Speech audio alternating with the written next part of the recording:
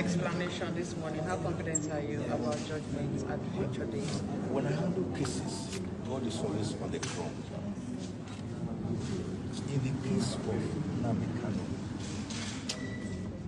God has taken over the entire proceedings. There's no question about that.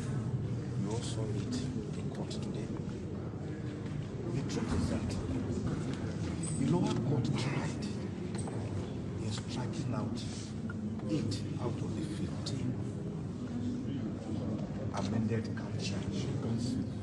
But the lower court fell far short in not striking out the remaining 7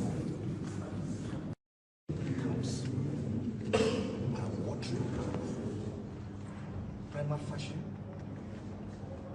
they are dead on arrival, and they were dead on arrival, as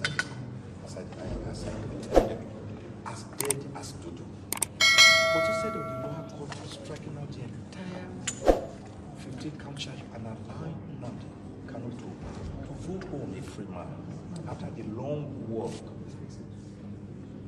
like Nelson Mandela, long walk to freedom, the lower court retained 7 for the counts. And we are here to say, intermediate court, court of appeal, strike out this remaining 7 counts, because the lower court never calmly looked at the documentary evidence we placed before it.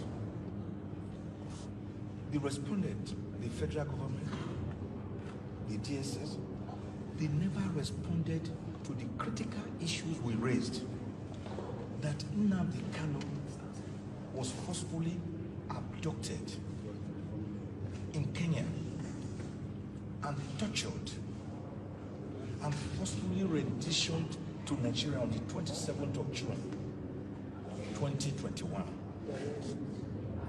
against the provisions of the Terrorism Prevention Act, under which he is being charged, against the provisions of the Extradition Act, against the provisions of the African Charter on Human and People's Ratification Act, Rights Act. And the law is that when you want to take a person from another country, like Nnamdi Kanu from Kenya, you have to go through a certain extradition procedure. If you don't, the detaining authority, that is Kenya, have to first give you consent or permission that you can take away this subject from our jurisdiction.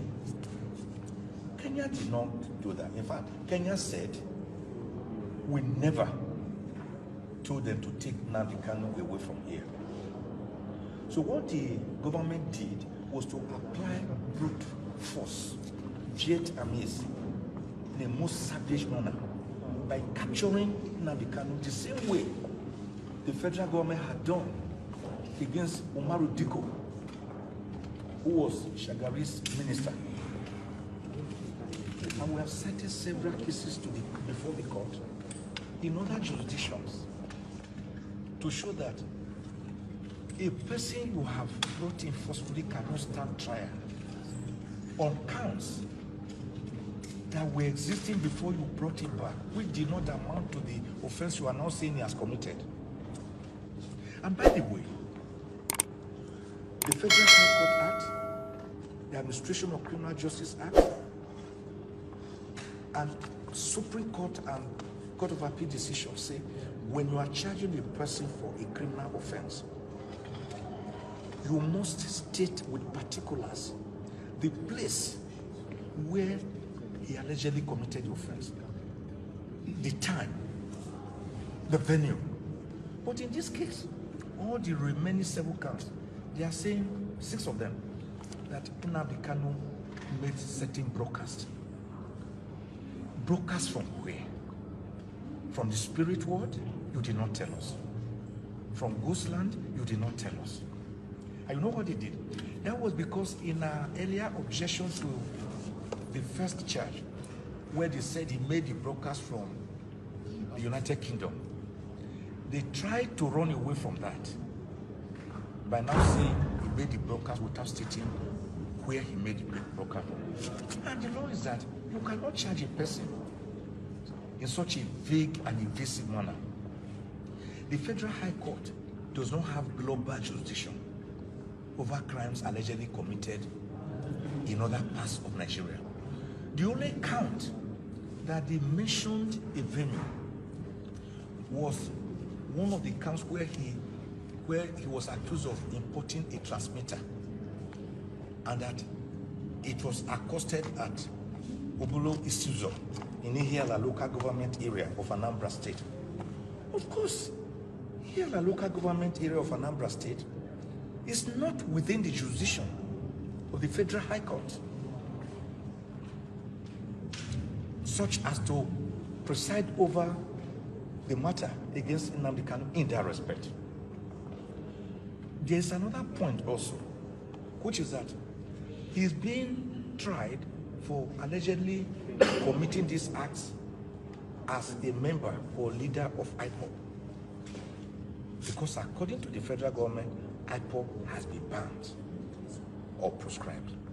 Meanwhile, we have since filed an appeal against this proscription, and the appeal is pending, is extant before the same court, at the Court of Appeal. And you cannot begin to carry out a charge against a person based on a foundation which we are telling the Court of Appeal to remove. The question you should ask yourself is simple.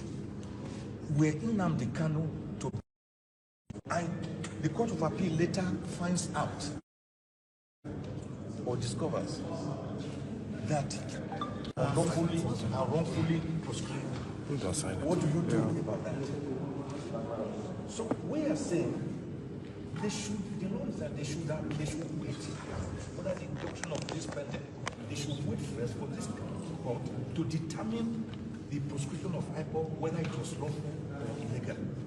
And they are jumping the gun.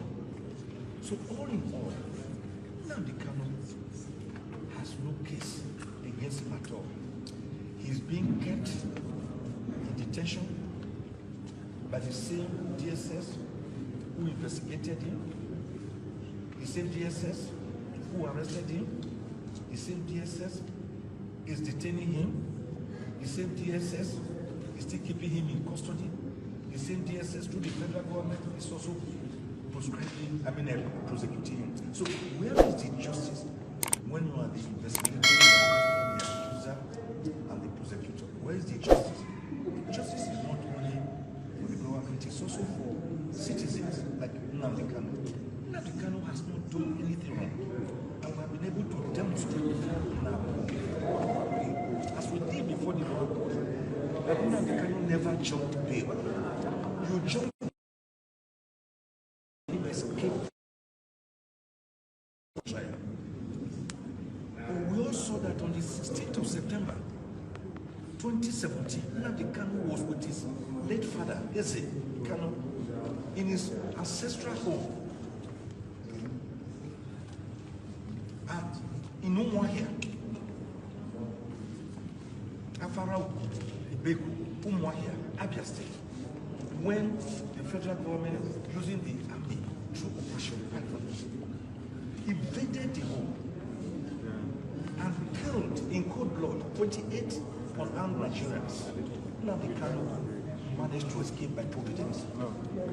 Are you saying that he should have waited for you to kill him when every evidence pointed to the father he was to be eliminated? And when he escaped to Israel, he quickly deposed on affidavit, giving circumstances order to check him. So he never jumped bail. This thing must be clear to the public that Nnamdi Kanu was enjoying his bail from 2015. He never jumped bail for 1 day until they forced him to flee. So by the grace of God, this is a case where the justice of the matter points in the direction that the remaining 7 counts charged still pending against Nnamdi Kanu before the law court, Joseph Netanyahu, will be struck out by this Court of Appeal. And Nnamdi Kanu, after the long walk, will begin to freedom and will become a free man. And by the way, it is even advisable that that he walks into freedom. Because if you, as we speak today, by then, the entire Southeast is in a lockdown. Nnamdi Kanu has therefore become a metaphor for the struggle of a people, the indigo race, who are saying, according to them, under their name of Biafra, give us self-determination. Self-determination is allowed by all international conventions, even by the United Nations Declaration of Human Rights and United Nations Convention, all the various conventions. Self-determination is allowed. And he's saying, let the people, and he never did that violently.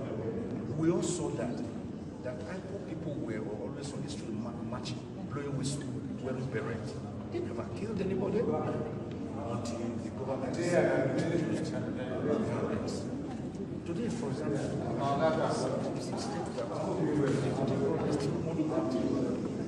the judiciary wants that. Let us all have this amity. Because this country, this one money belongs to all of us. So I believe by the grace of God that Nnamdi Kanu is Thank you, sir.